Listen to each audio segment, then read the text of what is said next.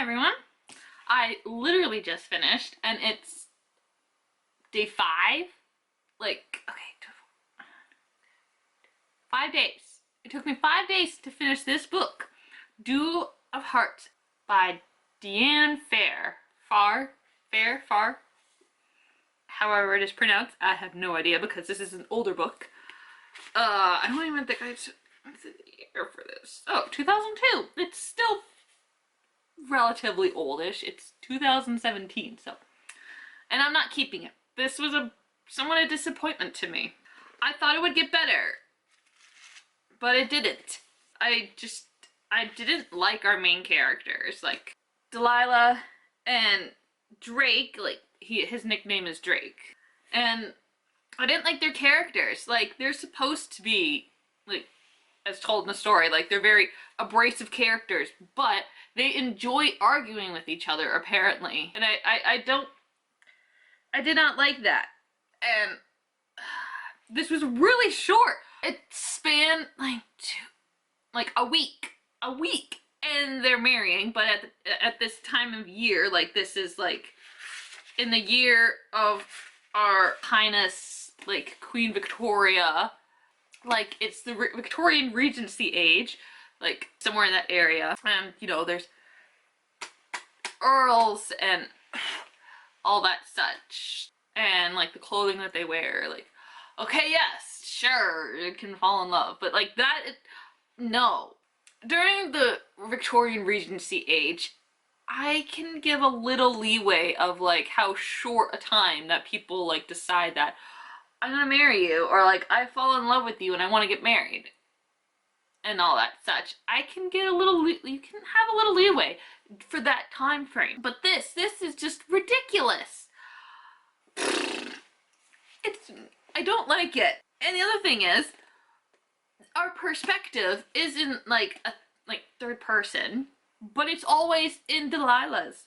Yes, it's always in Delilah's perspective. It's always in her perspective. Like, we get 2 instances of someone else's perspective, and they're not even they're not even Drake's perspective. It's, like, 2 other characters we meet, and, like, yeah. And it says Duel of Hearts.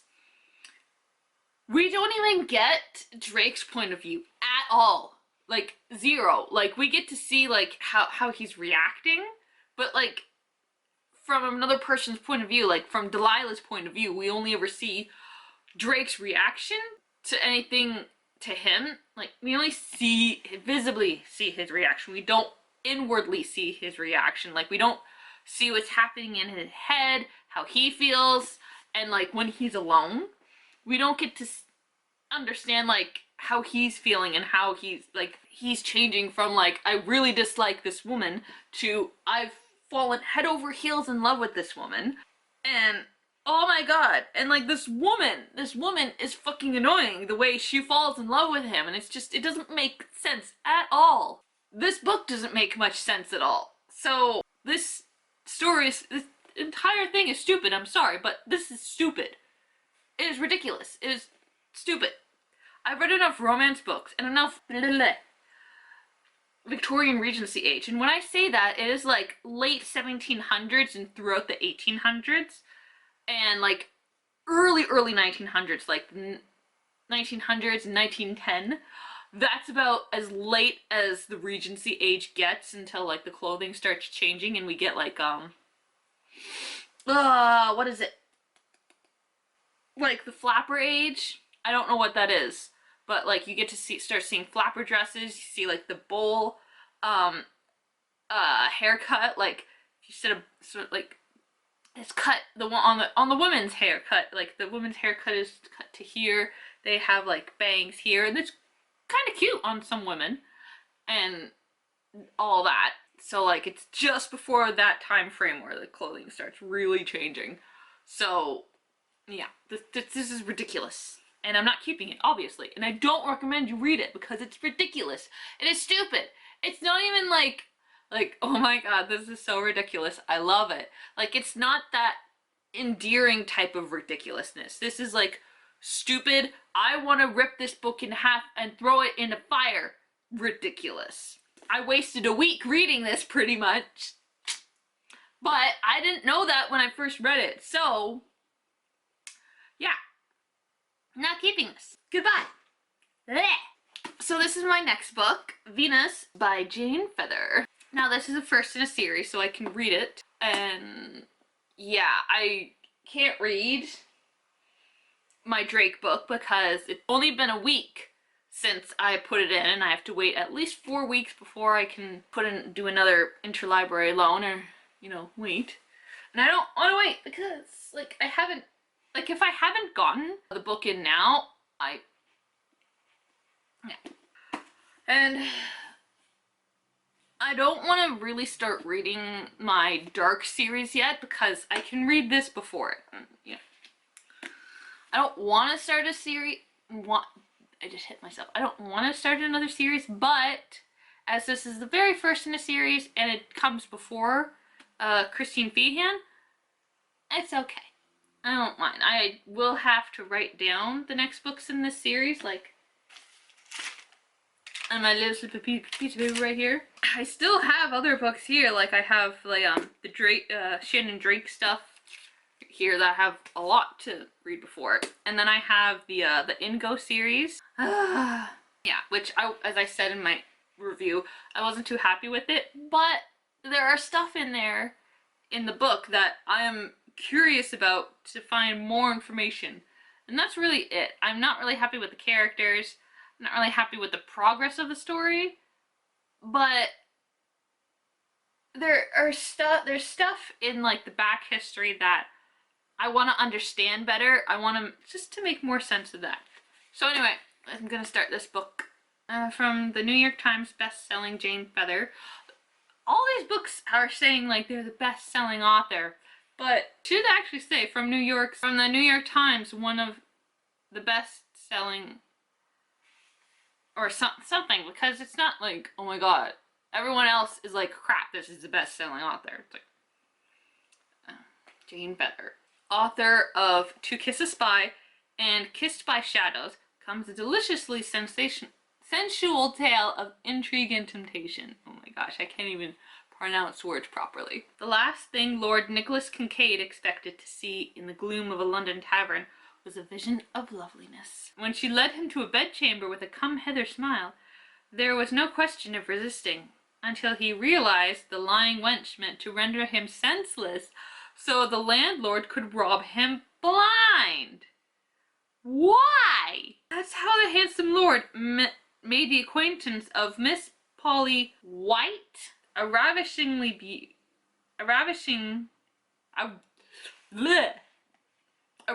beauty he soon decided would make the perfect spy. Unwittingly, she would infiltrate the inner circle at the king's court. But when Nicholas sets out to bind Polly with chains of passion, he'll find himself hard-pressed not to be bewitched or to fall in love. Alright, that's a little confusing. But we have to forgive people when they write these back synopsis or the synopsis of a book, or like, you know, like something to pull you into the book. Like sometimes, like the book review I just did, that one, it was a little confusing. And it made up for certain places, but so yeah, that's just back of the book. Okay, these back pages are really nice. I've never seen anything like this, like that they've done, like, you know, colored covers, you know, like the jacket part. I've never seen they do anything like that. Like, I know, like, I've seen them, you know, obviously put stuff on there, like, you know, here, but never like this colored background. I've got a intro to the next book. No, different book, but another one of Jane Feather's books, but it's a different. All right, at the end of the book. Now I can try to find chapter 22. There's 22 exact chapters because this is chapter 1. Why is my phone attacking me? And then here. This is a list, like these single words that start with V, those are in the series. I don't know if it's in the exact order, but I do know that it's in that series. published as Heart's Folly. This actually was called, I guess when it, where is the publication on this? 1988. Yeah, that's when it was first published as Heart's Folly, and then 2003, this is a reissue, and it's now titled Venus. Oh, I did the first edition. You see that? First edition. Oh my god.